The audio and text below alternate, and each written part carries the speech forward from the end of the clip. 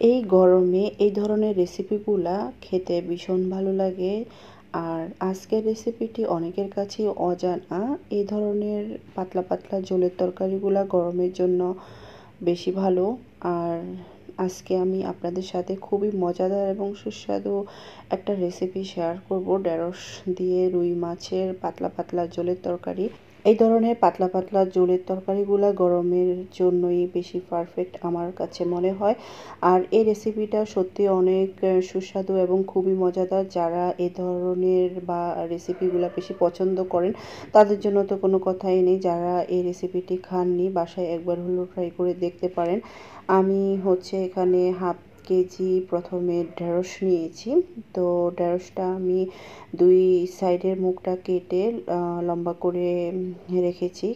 আর নিয়েছি রুই মাছ নিয়েছিলাম 5 পিসের মতো। তো এগুলা আমি এখন ভেজে নিব শুরুতে মাছগুলো। তার জন্য আমি শুরুতে মাছের মধ্যে একটু হলুদ, লবণ, মরিচ গুঁড়া দিয়েছি। এবার হাত দিয়ে ভালোভাবে মেখে নিয়েছি। এটা আমি এখন ভেজে নিব তেলের মধ্যে। পেঁয়াজ, কাঁচামরিচ, টমেটো লাগবে সেগুলোও কেটে নিয়েছি। আগে থেকে সব কিছু রেডি করে নিয়েছি। তো এখন উল্টিয়ে পাল্টিয়ে আমি মাছগুলো ভেজে নিব। আর এই রেসিপিতে অবশ্যই মাছগুলো ভেজে রান্না করবেন। মাছ ভেজে রান্না করলে অনেকটা টেস্ট ভালো আসে। আমি আজকে রুই মাছ দিয়ে ঢেঁড়সের পাতলা পাতলা ঝোলের তরকারিটা শেয়ার করতেছি। আমি আরেকটা জিনিসের যেটা করি, আমি ঢেঁড়স দিয়ে চিংড়ি মাছ এবং আলু দিয়েও রান্না করি মাঝে মধ্যে, সেটাও ভালো লাগে খেতে। তো আপনারা দুইভাবেই একদিন হলেও ট্রাই করে দেখতে পারেন যারা ঢেঁড়স রান্না খাননি। অবশ্য আমরা ঢেঁড়সটা বাজিটাই খাই সবচাইতে বেশি। অনেকে রান্নাটা খান না, কিন্তু একবার হলেও আপনারা ঢেঁড়স রান্না করে দেখতে পারেন। যাই হোক, মাছ ভাজা শেষ হয়ে গেছে, এবার রান্না করে নেওয়ার পালা। তো শুরুতে অবশিষ্ট মাছ ভাজার যে তেলটুকু ছিল সেটা দিয়ে দিয়েছি পাতিলে। তারপরে পরিমাণ মতো আরেকটু তেল লাগবে সেটাও দিয়ে দিলাম। এরপর পেঁয়াজ, কাঁচামরিচ, টমেটো একসাথে দিয়ে দিয়েছি। একটু ভালোভাবে ভেজে দেন পরিমাণ মতো আমি শুরুতে লবণ দিয়ে দিলাম। তারপর আদা বাটা, রসুন বাটা, জিরা গুঁড়া হাফ টেবিল চামচ পরিমাণ করে সব দিয়ে দিলাম। এবার আমি ভালোভাবে নেড়ে ছেড়ে নিচ্ছি মশলাটাকে। আর আমার কাছে এই ঢেঁড়সের তরকারি আসলে অনেক বেশি ভালো লাগে। গরমের জন্য এই ধরনের রেসিপিগুলাই বেশি যায় গরম ভাতের সাথে। পাতলা পাতলা ঝোল তরকারিটাই গরমের জন্য পারফেক্ট, যে গরম পড়তেছে বর্তমান সময়ে। যাই হোক, এখন দিয়ে দিলাম হলুদ গুঁড়া, মরিচ গুঁড়া, ঝাল যে যেমন পছন্দ করেন। তবে পাতলা ঝোলের মধ্যে আমার মনে হয় মরিচ গুঁড়ার পরিমাণটা একটু কমিয়ে দিলেই ভালো হয়। আর ঝাল যে যেমন পছন্দ করেন সেভাবেই দিবেন। তো এই তো মশলাটা কষানোর জন্য আমি এখানে কিছুটা পানি দিয়ে দিয়েছি। এবার আমি নেড়েচেড়ে ঢাকনা দিয়ে দিব মশলাটা ভালোভাবে কষিয়ে নেওয়ার জন্য।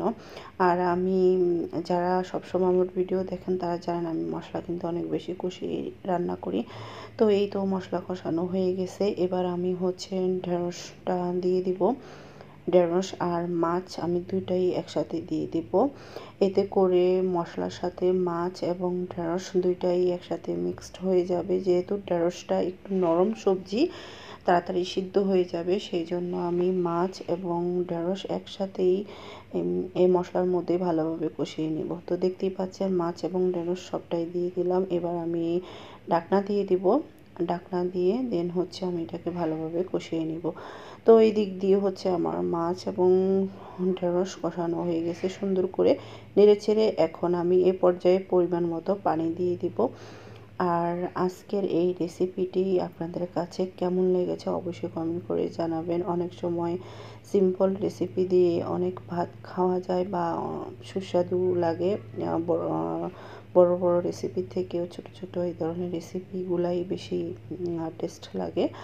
তো এই তো এবার আমি পরিমাণ মতো পানি দিয়ে দিলাম। এবার ঢাকনা দিয়ে দিব। আর আজকের রেসিপিটি যদি ভালো লাগে অবশ্যই আমার চ্যানেলটিকে সাবস্ক্রাইব করে অল নোটিফিকেশন অন করে দিবেন। যাই হোক, ঢাকনা তুলে নিলাম। হওয়ার পরে দেখতেই পাচ্ছেন পাতলা পাতলা ঝোলের তরকারিটা হয়ে গেছে। পাতলা পাতলা ঢেঁড়স এবং রুই মাছের ঝোলের তরকারি খুবই সুন্দর হয়েছে। আর আমি আজকের এই রেসিপিতে ধনিয়া পাতা ব্যবহার করব না, কারণ আমার কাছে এই রেসিপিতে ধনিয়া পাতা দিলে ভালো লাগে না, এই জন্য আমি অ্যাভয়েড করলাম। আর আজকের রেসিপিটিও এখান পর্যন্তই। সবাই ভালো থাকবেন। আল্লাহ হাফেজ।